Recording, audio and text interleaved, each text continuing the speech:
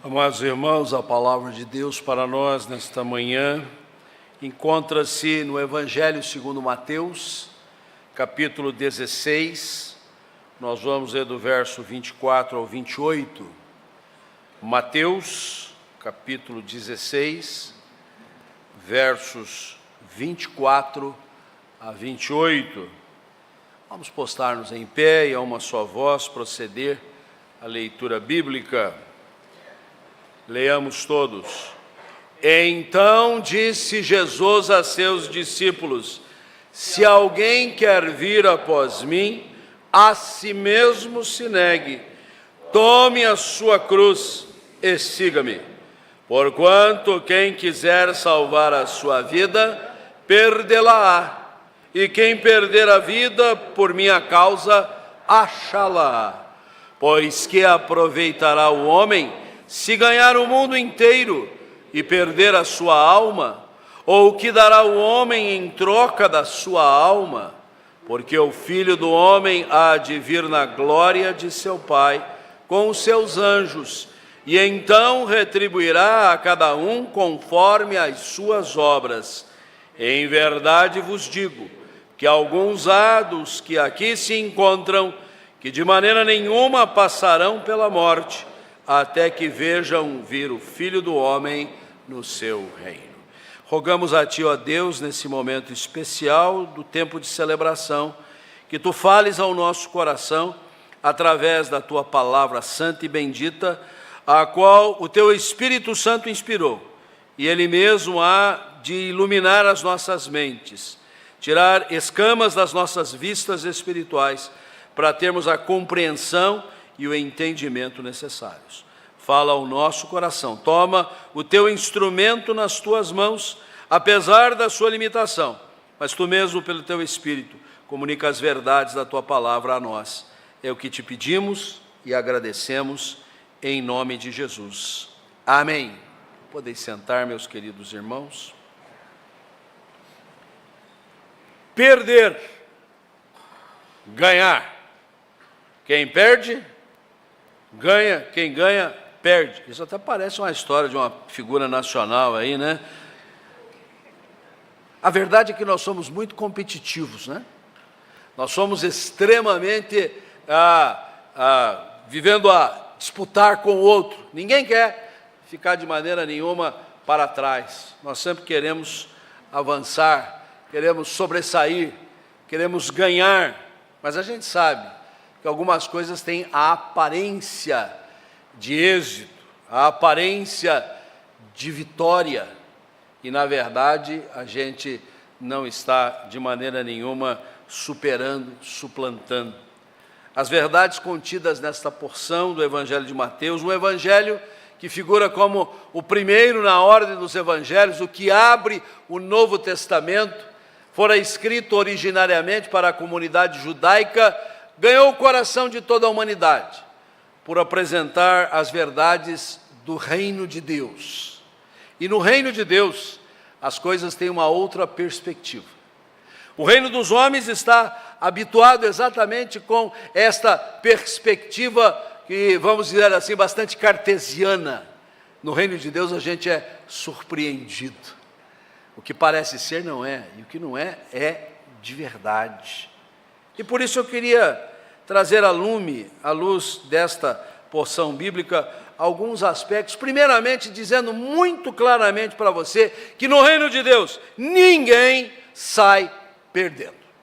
Eu quero que você tenha clareza, eu quero que você tenha segurança, eu quero que você compreenda ao longo dessa reflexão, e quando encerrarmos o culto, se você estiver no reino de Deus, se você tiver compromisso com o reino de Deus, se você tiver aquela visão da glória do Senhor, você não perde nunca, você sempre sai ganhando.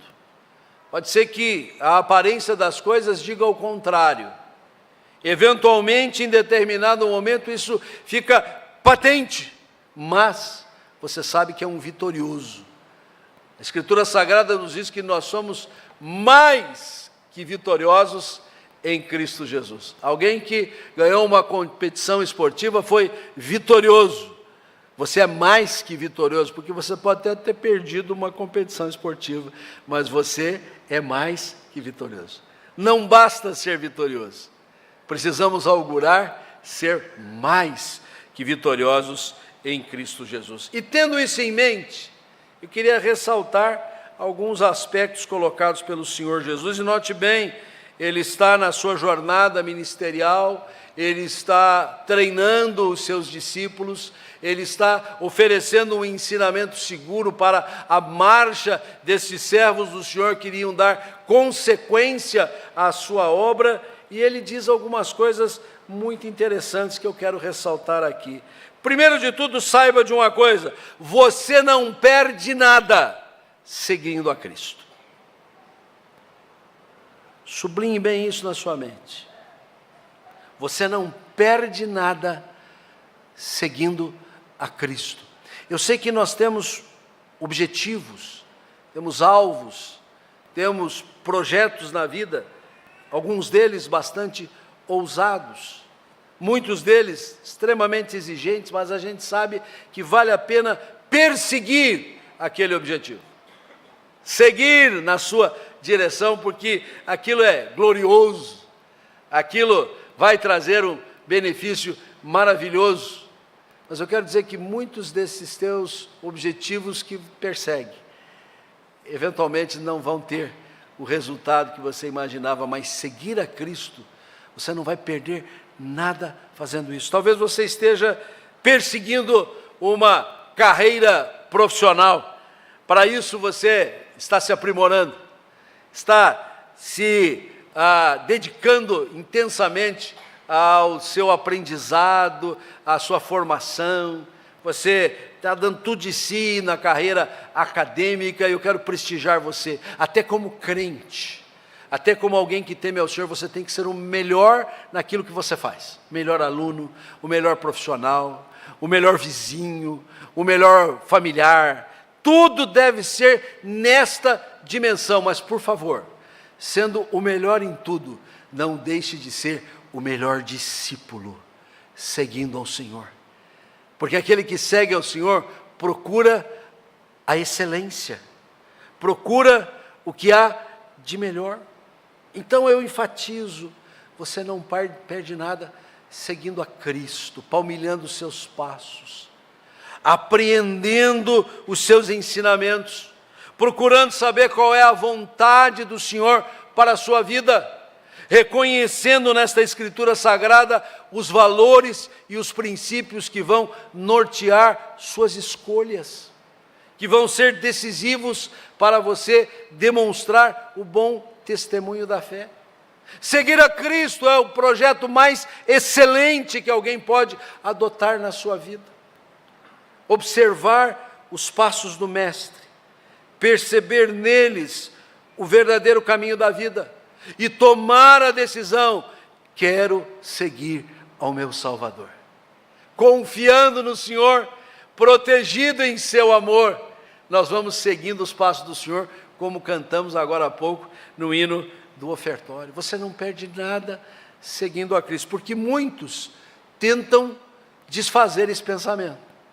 Não falta gente que diga para você: está perdendo tempo, não está aproveitando a vida, está deixando os seus dias passarem sendo muito religioso, dedicando-se à igreja, ficando preocupado com coisas espirituais.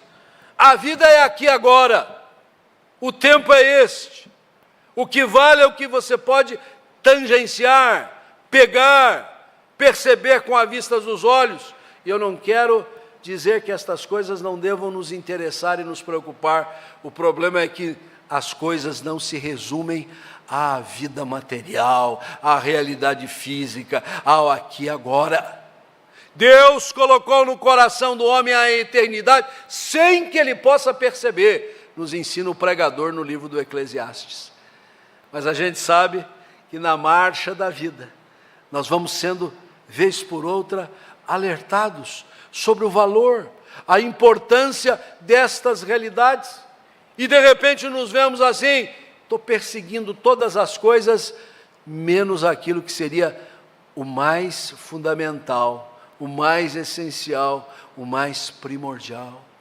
Você não perde nada seguindo a Cristo, aprendendo aos seus pés, ficando como Maria, irmã de Marta, que ficava quedada aos pés do Senhor ao ouvir-lhe os ensinamentos, enquanto a sua irmã estava preocupada em cuidar da casa, deixando passar a oportunidade da presença de Jesus dentro da sua casa. Você vai arranjar tempo para tudo na vida. Você vai encontrar tempo para estudar, para trabalhar, para negociar, para fazer amizade, para ter recreação, mas priorize seguir o Senhor Jesus, o seu único e suficiente Salvador. Jesus disse aos seus discípulos: se alguém quer vir após mim, ou seja, seguir a Jesus, por favor, não seja daqueles que não querem seguir a Jesus. Ao contrário, seja daqueles que desejam, almejam, auguram seguir a Jesus. O segundo aspecto, porque Jesus disse assim: se alguém quer vir após mim, a si mesmo se negue. Eu quero dizer, nem você não perde nada renunciando a si mesmo.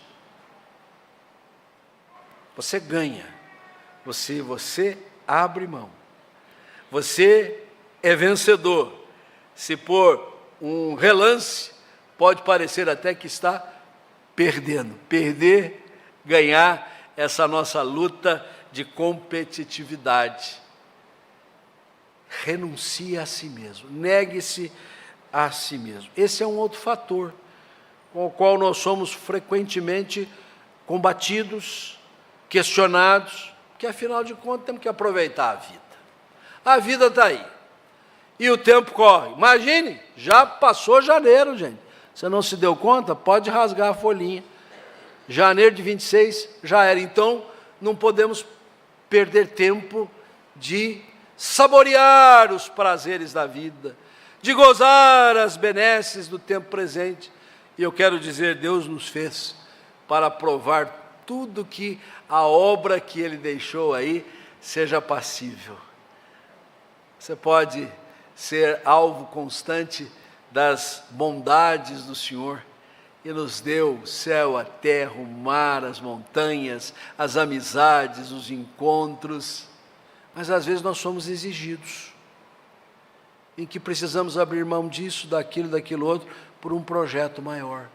E esta hora há um choque de vontades, e nesse momento então nós somos colocados num ponto de decisão. E nesta hora é que o discípulo de Cristo, aquele que entende que não sai perdendo com nada, ele diz: eu vou abrir mão. Vou abrir mão do meu tempo, talvez para alguma coisa muito particular, pessoal minha, para o interesse coletivo. Vou abrir mão de um projeto particular meu, para o interesse da causa do Mestre. Vou abrir mão de recursos pessoais, que eu poderia perfeitamente investir em mim mesmo, mas eu sei que isso aqui é uma semente, e aquilo que eu dou se multiplica.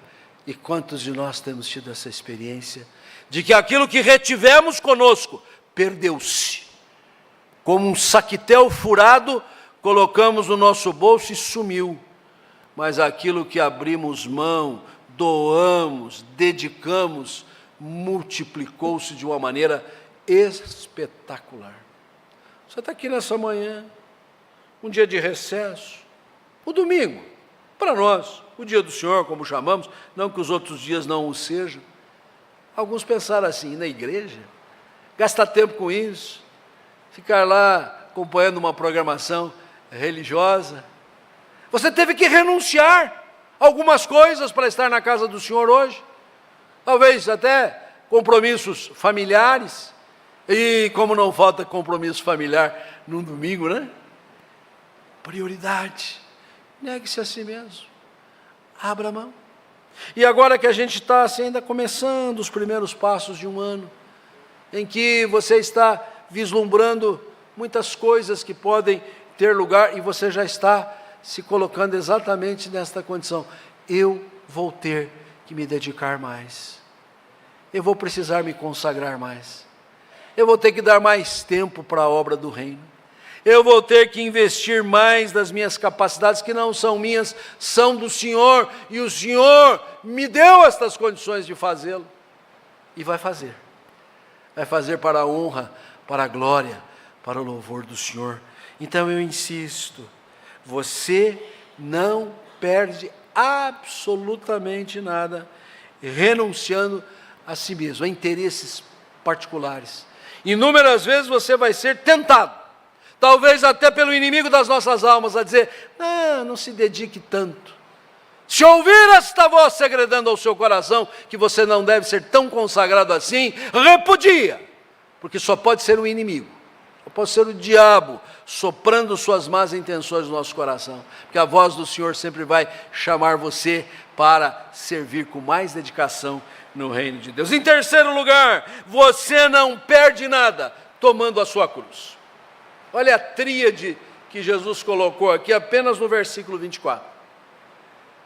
Seguir a Jesus, negar-se a si mesmo, tomar a sua cruz para enfeixar um discipulado bem consistente. E essa expressão é forte. Nós vamos participar da ceia do Senhor dentro de alguns instantes. Ela foi carinhosamente preparada e tudo nesse culto foca-se neste momento que é um corolário da celebração dos filhos de Deus.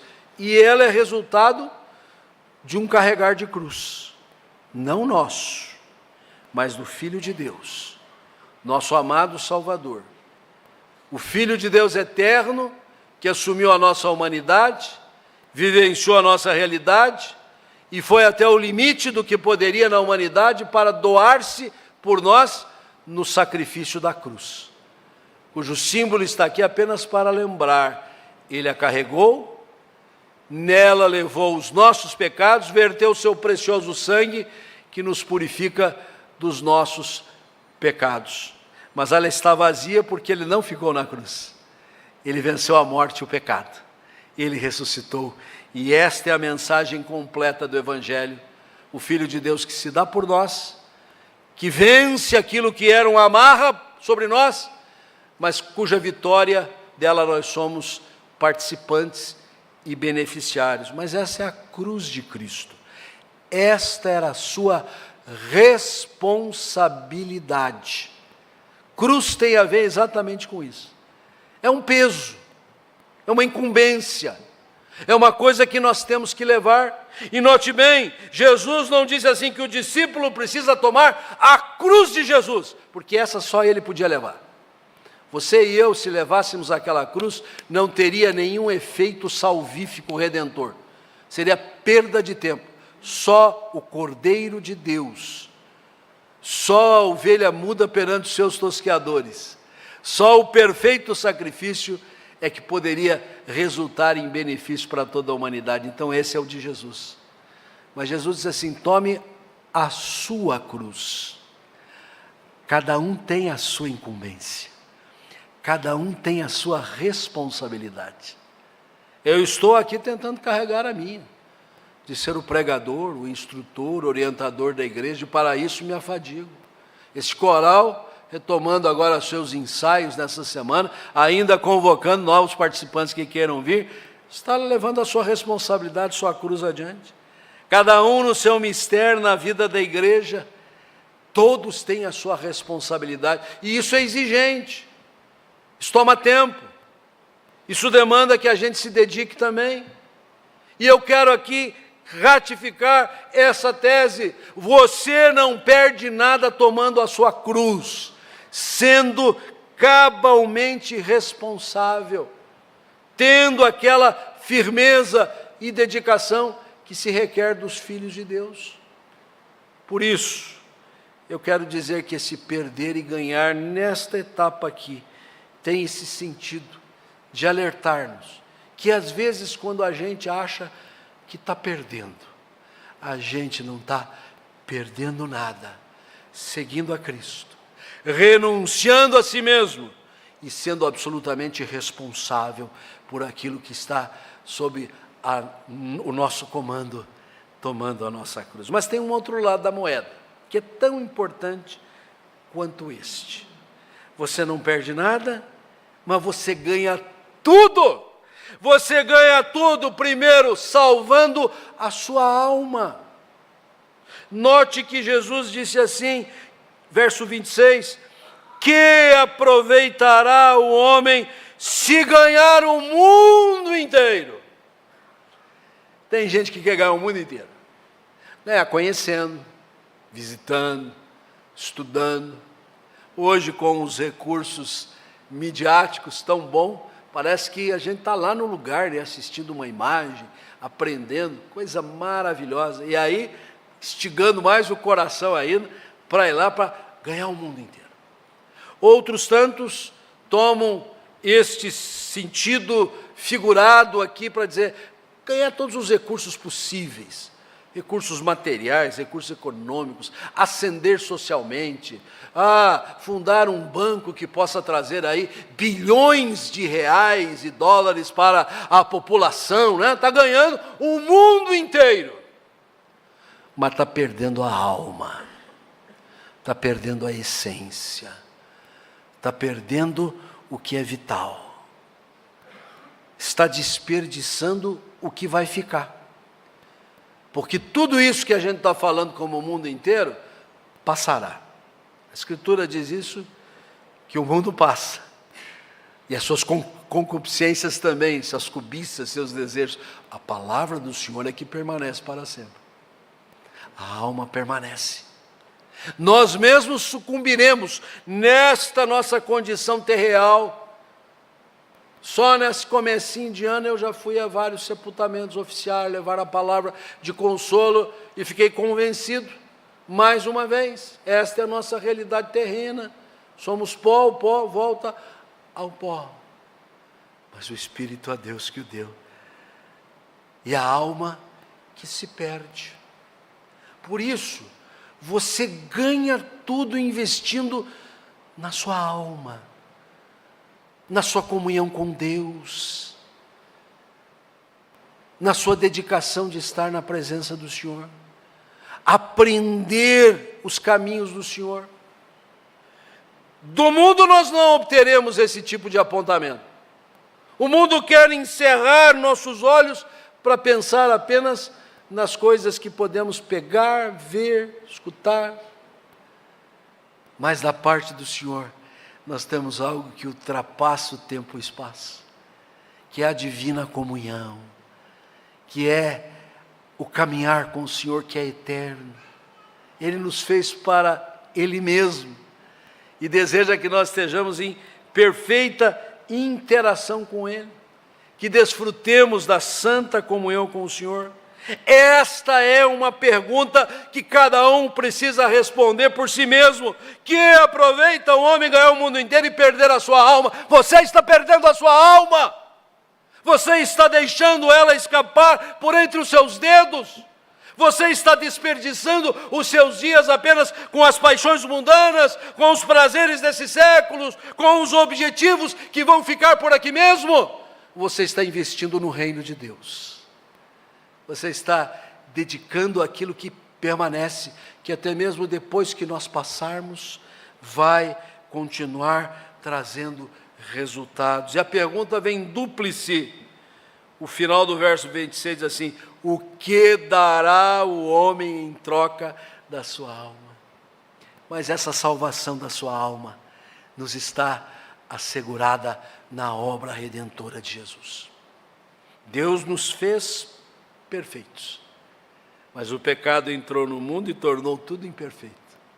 Mas o Senhor mandou o Salvador Jesus, para que nós, apenas crendo nele, tivéssemos a salvação. A salvação não é um esforço pessoal. A fé que confia na obra do Senhor, inclusive ela é uma dádiva divina, com a qual nós nos valemos, ou da qual nós nos valemos para receber a graça do Senhor. Entregue o seu coração ao Senhor Jesus. Deixe Ele cuidar da sua alma. E isto tornará a sua vida muito valorosa. Você ganha tudo salvando a sua alma. Mas também você ganha tudo aguardando a manifestação da glória de Deus. O que você espera? O que você augura? O que você anela? Com a mudança do calendário, nós renovamos nossas expectativas e, por que não dizer, esperança. Nossas mensagens de passagem de ano vão muito neste diapasão. Vamos nos animar, é novo tempo, é novo momento. Mas quando nós colocamos o objeto da nossa esperança apenas em coisas passageiras, melhorar de vida, pagar as contas já está bom, né? Cuidar de um projeto X. Nós temos por missão o reino de Deus. Nós fomos chamados para compor esse reino. E esse reino tem uma grande esperança. Esse reino tem uma grande expectativa de que a terra se encha da glória do Senhor, como as águas cobrem o mar. A manifestação da glória do Senhor que faz resplandecer tudo que há, não deixando uma réstia de trevas. É isso que nós auguramos. É por isso que no versículo 27, Jesus diz assim: porque o Filho do Homem há de vir na glória de seu Pai com os seus anjos. Eu espero que as coisas melhorem para você. Estou vendo que você está empenhado, dedicado. Eu quero aqui, em nome do Senhor Jesus, dizer que você, nessa dedicação e consagração, o Senhor vai contemplar você com uma brilhante carreira esse ano, com êxito acadêmico, com novas amizades, superação, suplantação de problemas. Mas se isso não acontecer, eu quero dizer com toda segurança, você que espera a glória do Senhor, ela se manifestará. E ela se manifestará, às vezes, no meio das lutas, das batalhas, das agonias, você naquela penumbra espiritual e a glória do Senhor prevalecendo sobre você. Note que interessante o versículo 28, que deixa aqui uma grande incógnita para nós. Em verdade vos digo, alguns há dos que aqui se encontram. Quem eram? Eram aqueles discípulos que estavam ali com Jesus há 2000 anos atrás. De maneira nenhuma passarão pela morte até que vejam o Filho do Homem no seu reino. Que eu saiba, nenhum daqueles discípulos está vivo até hoje. Então tem uma contradição aqui, né? Só que é o seguinte, a passagem seguinte que vem aqui no capítulo 17 é aquela da transfiguração. Aliás, de maneira bastante cronológica, Mateus diz assim: 6 dias depois, tomou Jesus consigo a Pedro e os irmãos, Tiago e João, levou-os em particular a um alto monte. Então, menos de uma semana depois, eles subiram ao monte, e o que aconteceu ali? Jesus transfigurou-se diante deles, revelou-se como Deus, mostrou a sua glória. Sabe, cada um de nós tem tido esta experiência em maior ou menor grau. Ali foi muito pontual, mas nós também provamos da glória do Senhor em meio às nossas lutas, nossas batalhas, que vem iluminar a nossa alma, que vem esclarecer a nossa jornada.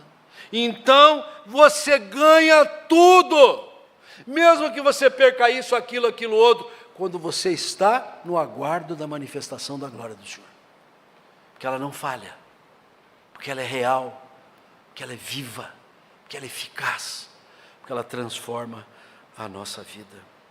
Mas eu quero terminar, já incitando a todos para participarmos da ceia. Você ganha tudo, por estar comprometido com o Senhor Jesus. Dissemos ao início, que o maior projeto que alguém possa ter, é estar no reino de Deus, seguir os passos do Senhor Jesus. Para isso, abrir mão, negar-se a si mesmo, ser responsável, tomar a sua cruz, cuidar da alma, entregando o coração ao Senhor Jesus, aguardando a manifestação da glória do Senhor. Mas a segunda parte do versículo 27 carece de alguma instrução. Na primeira ele diz: o Filho do Homem vai vir na glória do seu Pai com seus anjos. E então retribuirá cada um conforme as suas obras. O leitor desavisado pensa assim, uma barganha. Deus está fazendo barganha. Vamos servir a Ele, que Ele quebra o nosso galho, né?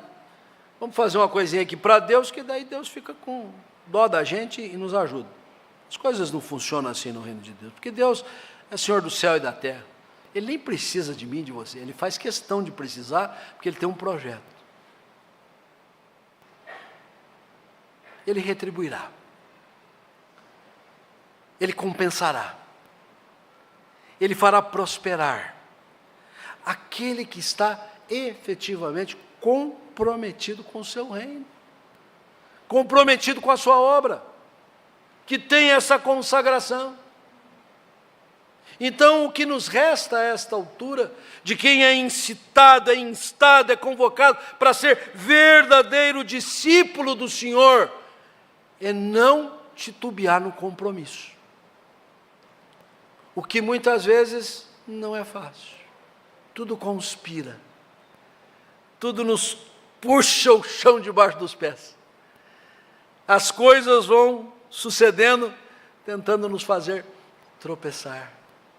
Mas sabendo que nesta realidade a gente nunca sai perdendo.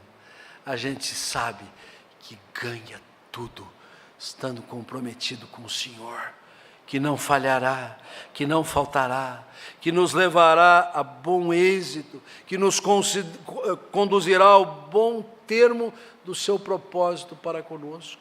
E de tal maneira que nós queremos atestar isto, participando da mesa do Senhor, acercando-a nesta hora como quem é convidado especial, e no tomar os elementos, dizer: Senhor, somos teus seguidores, somos teus discípulos, e sabemos que neste objetivo nós nunca saímos perdendo. Nós somos mais que vencedores por Cristo Jesus. Que Deus nos abençoe.